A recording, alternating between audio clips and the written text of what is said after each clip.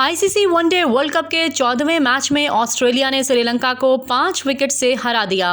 मुसलसल 2 शिकस्तों के बाद ये इवेंट में कैंगरूज की पहली फतह है। भारतीय शहर लखनऊ में खेले गए मैच में श्रीलंकन टीम ने टॉस जीतकर बैटिंग का फैसला किया, जो कि बेहतर साबित न हुआ और श्रीलंकन टीम 43.3 ओवर में 209 रन बनाकर आउट हो गई। निसांका और कौशल परेरा की ओपनिंग जोड़ी ने श्रीलंका को 125 रन का उम्दा आगाज फराहम किया। निसांका ने 61 और कौशल परेरा ने 78 रन बनाए। इन दोनों के आउट होते ही श्रीलंकन बैटिंग लाइन बिखर गई।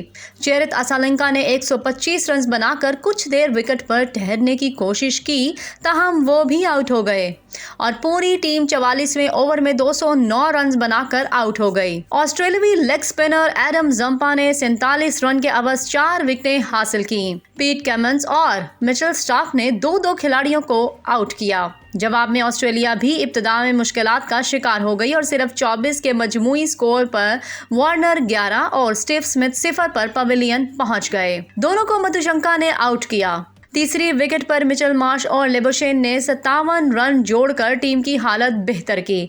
मिचेल मार्श 52 रन बनाकर आउट हुए। लिबोशेन और जॉश इंग्लिश के दरमियान एक और अच्छी शराकत हुई, जिसमें दोनों ने 77 रन का इजाफा करके टीम को विनिंग ट्रैक पर डाल दिया। लिबोशेन 40 रन की इनिंग्स खेलकर आउट हुए। मैक्सवेल ने 31 और स्टोइन्स ने 20 रन की इनिंग खेलकर बकिया रन हासिल किए और ऑस्ट्रेलिया को मुसलसल 2 शिकस्तों के बाद इवेंट में पहली कामयाबी दिला दी। ऑस्ट्रेलिया ने हदफ 36वें ओवर में 5 विकेट के नुकसान पर पूरा कर लिया।